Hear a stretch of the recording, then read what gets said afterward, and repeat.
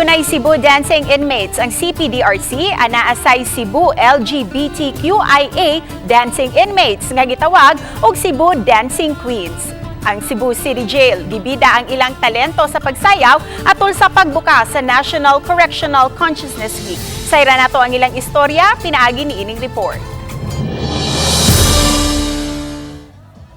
Sila naglangkob sa usa ka gatos ka masakop sa LGBTQIA nga gitawag og Cebu Dancing Queens nga mipakita sa katakos nila sa pagsayaw. Anaaman sila sa sulod sa pasilidad apan wa kini makapugong sa kagawasan nila sa pagpadayon silang talento sa pagsayaw. Si Clay Salve dili tinuod nga ngalan o sa ka PWD nga PDL usab nga mahinangpon sa programa kay bisan siyang sitwasyon nakaapil siya sa pag-ikid-ikid nga nakawagtang kadyot sa iyang pagka-homesick. Kuila kayo si Clay nga sa mga aksyon o sa iyang facial expression pa lang magkalingaw na.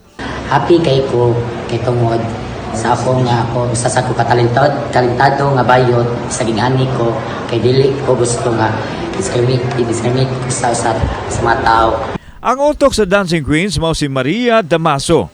Dili tinuod nga ngalan kinsa mausay nagtudlo sa pagsayaw siya mga kaubang PDL. Samtang mipakita usab sa ilahang participation ang mga lalaking PDL sa pagpakita sa ilahang sayaw. Ako yung gibati nga walay discrimination na namon di sa sulod. Unya sa totoo lang murag ipangga gibi mayo din sa pangkat. Unya mo among editor.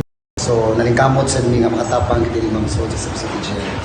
Ang talento sa Cebu Dancing Queens mao'y nagbuka sa National Correctional Consciousness Week sa Cebu City Jail Male Dormitory sa BJMP. Yung kanilang pagkakulong, gawin nilang kapakipakinabang na kahit papano may mabuting matutunan.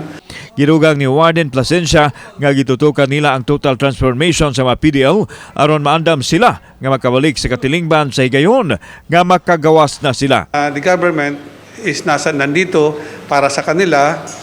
Ginagawa namin to para malaman din nila na yung BJMP is truly caring to rehabilitate and make sure na habang nandito sila sa kulungan, kahit papano na ma-maximize ang resources natin.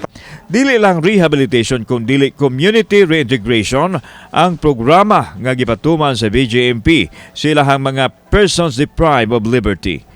Kauban si Cleofer Lumayag, ako si Alan Domingo. Balitang Bisdak.